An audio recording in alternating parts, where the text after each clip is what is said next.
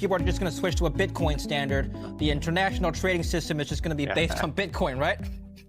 Well, that's what a lot of Bitcoin diehards want people to believe, and some of them actually believe it themselves. But again, I think they're trapped in their own bubble, and they're living in a state of delusion. I don't see the world grasping Bitcoin. To me, Bitcoin is just a fiat token. I mean, it's not created by government, but its value is derived in the same way that fiat currency derives its value. It's all from confidence. It's all from faith. But, there's over 20,000 cryptocurrencies out there that you could choose from. And, the supply of these things continues to grow.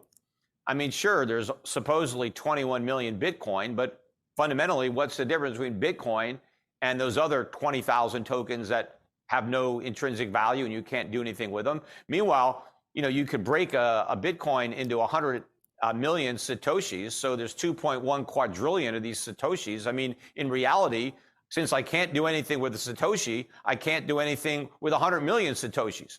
All I could do is hope the price goes up because I think there's a greater fool who's going to pay more than I did. But all these greater fool schemes always fail. You run out of fools, and the last fool is the bag holder. And personally, I think Bitcoin topped out at, 69,000. I don't think it's going to make another new high. I think the next big move in Bitcoin is going to be below 10,000. I think it's ultimately going much lower than that. But I still think there's a lot of leverage in Bitcoin, a lot of margin calls that have yet to be made, and I don't think they'll be met. I think there's going to be a lot of forced selling. I think the price is going a lot lower.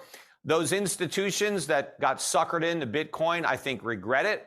The ones that avoided it, I think, are glad that they dodged the bullet. And in fact, if you go back and look at 2021, the year that Bitcoin peaked, look at all the massive hype during that year from all of these, advertisements, CNBC, Fox Business, Bloomberg. I mean, these huge Madison Avenue, very slick commercials for Bitcoin companies all over television, nonstop. They even had like 3 or 4 ads at the Super Bowl, kind of like in 2000. They had a lot of .com companies that are out of business that sprung for ads at the Super Bowl.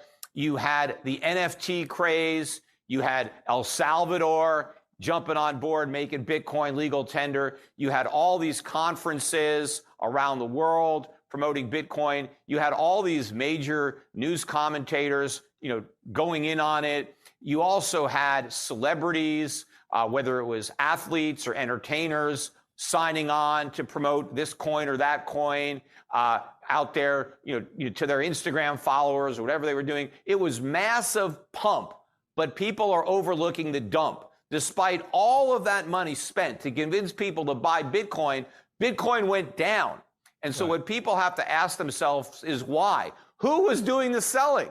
Why did so much Bitcoin get sold into all this good news, into all this hype? And that's because the people that were hyping it up were the ones that were doing the selling. It was a massive pump and dump. And now you've distributed all this Bitcoin from stronger hands to weak hands. You have a lot of speculators that are now underwater. People paid $50,000, $60,000 for their Bitcoin. Now they're worth $23,000, $24,000. They have big losses.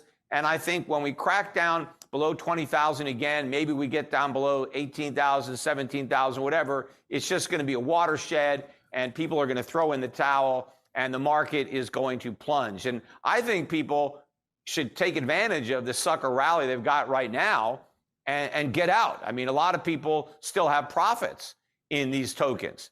People bought Bitcoin 4, 5, 6 years ago, and they have big profits. Same thing with Ethereum. People should get out because otherwise the market's going to take those profits. Because at the end of the day, the only people that are going to walk away from this crypto bubble with anything to show for it are the people who sold. The people that hold and hope, the hodlers, they're just going down with the ship. All right, final question. I'll let you go, Peter.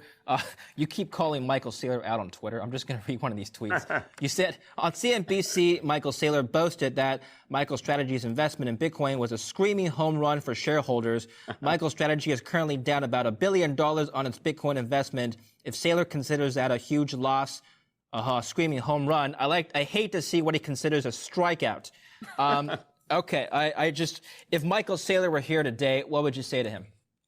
Well, first of all, I'm willing to debate Michael Saylor, and a lot of people have tried to organize debates. You can do it, but he's turned down every request to debate me, and I've accepted every one. So because he won't, face me, I kind of, do it on Twitter, and he will respond to my tweets. So he'll debate me on Twitter, but not, in a format where we actually can go back and forth. But I think it's really ridiculous that he's still claiming that this investment was a success. What he's doing is he's looking back at what Bitcoin was when they bought the first Bitcoin. It's like, well, we're making money on our first purchase. Okay, you can't cherry pick your first purchase. What about all the other purchases that were higher up? You can't do that. You got to look at the totality and add up all your purchases. Are you ahead or behind? And they're way behind.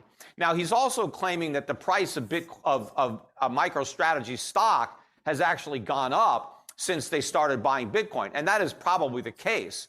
And that's because you got a bubble in MicroStrategy. It's very overvalued.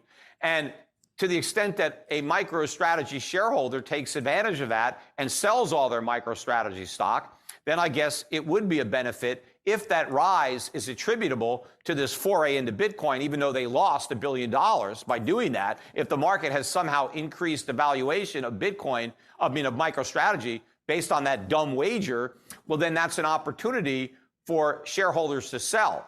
But the shareholders who don't sell, who continue to hold, eventually the price of MicroStrategy shares is going to crash. And it's going to be way below where it was when they first started to buy Bitcoin.